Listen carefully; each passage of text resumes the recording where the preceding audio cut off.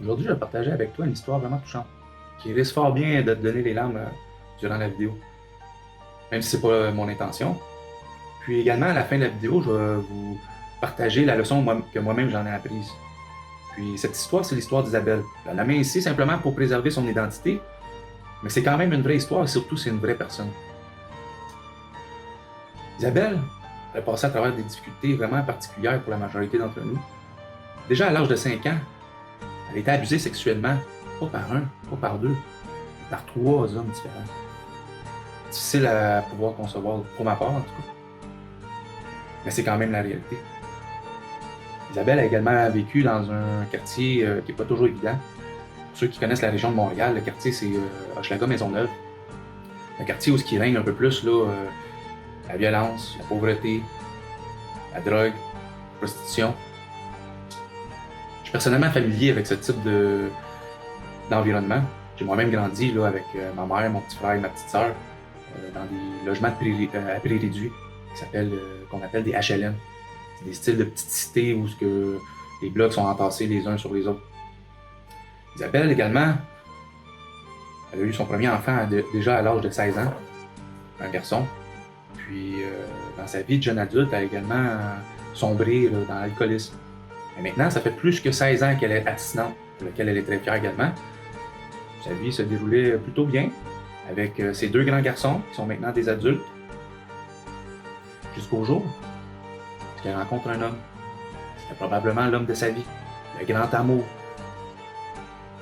Puis cet homme, un jour, a décidé de la violenter, à tel point qu'elle restait avec des séquelles très importantes. Elle avait des crises. Elle devait rester couchée de longues heures, de longues journées, parce que c'était la seule position qu'elle se sentait confortable.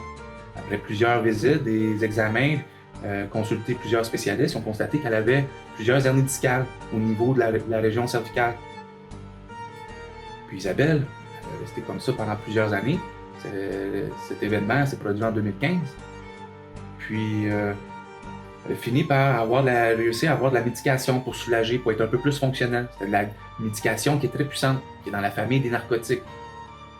Puis là, Isabelle a commencé à se servir de cette médication-là pour se soulager, pour juste être fonctionnelle, avoir un peu un certain degré de bonheur avec sa condition physique, pour atténuer les douleurs, pour être un peu plus fonctionnelle. Puis maintenant, qu'est-ce qui est arrivé, c'est que son entourage, ses proches, sa famille, ont commencé à douter de sa condition physique. Alors, ils croyaient qu'elle était peut-être rendue toxicomane avec cette médication-là. Alors, il y en a même de ses proches qui ont décidé de la supprimer de Facebook.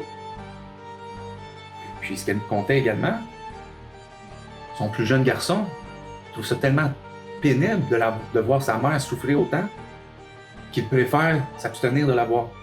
Donc, ce qu'elle me disait, ça faisait même quelques années, si je ne me trompe pas, qu'elle n'avait pas vu son fils, ou très très rarement. Que c'est trop difficile pour lui de voir sa mère souffrir autant. Puis Isabelle, elle a essayé plusieurs approches. Elle m'a contacté il y a quelques semaines. Je l'ai écouté. La première fois qu'on a discuté au téléphone, ça a duré plus d'1 heure. Moi, je l'écoutais. Elle me parlait de son histoire, elle me parlait de sa médication. Je crois qu'elle se sentait comprise. Moi-même, j'ai vécu avec une période très intense, avec 3 hernies discales.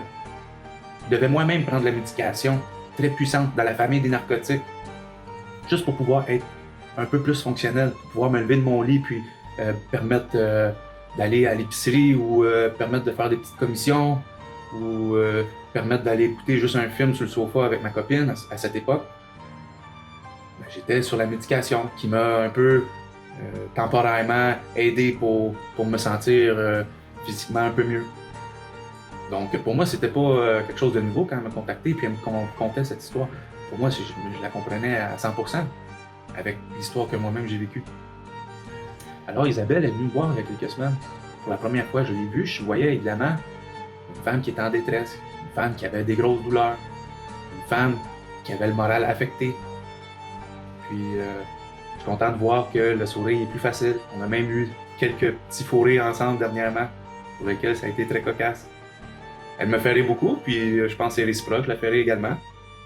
Mais où ce que je veux en venir avec ça, c'est que je pense que ce qui lui a apporté le plus grand bien, mais c'est de se sentir comprise, puis c'est de se sentir écouté. On a tous la possibilité d'écouter activement quelqu'un, puis se mettre dans sa peau pour bien la comprendre. C'est sûr que c'est peut-être un peu plus facile quand on a déjà vécu une expérience pratiquement similaire, puis de bien comprendre la personne, ce qu'elle vit. Puis ce que j'en ai retenu de cette histoire, c'est que nous tous, on a une histoire incroyable derrière nos apparences, puis on a eu passé à travers des difficultés vraiment d'un grand niveau. Puis ça, on est tous dans le même panier. Autant un itinérant qui est sur la rue Papineau, autant un artiste célèbre, peu importe, avec des millions, des milliards. On a tous passé à travers des difficultés. Puis on a tous une histoire incroyable.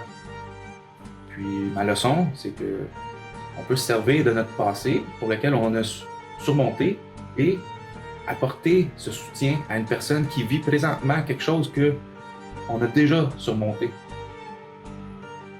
Puis ça, ça peut être un proche, ça peut être un ami, ça peut être un inconnu même. Moi, Isabelle, c'était pratiquement un inconnu il y a quelques semaines. C'était un inconnu. Alors maintenant, quand je la vois, on rigole assez bien que je la considère même comme une amie. Puis elle me parle de ses chats, de ses chiens, qui sont très mignons d'ailleurs, que j'ai vus sur photo. Puis donc c'était la petite histoire. Si vous avez aimé la vidéo, laissez-moi un petit commentaire en bas pour voir si vous avez une histoire similaire, si ça vous fait penser à quelque chose, ou si c'est une vidéo qui vous a touché. Je pourrais peut-être continuer à faire d'autres histoires comme ça si je vois qu'il y a un certain intérêt. Laissez-moi un petit commentaire, ça va me faire plaisir de vous lire. Donc, à la prochaine!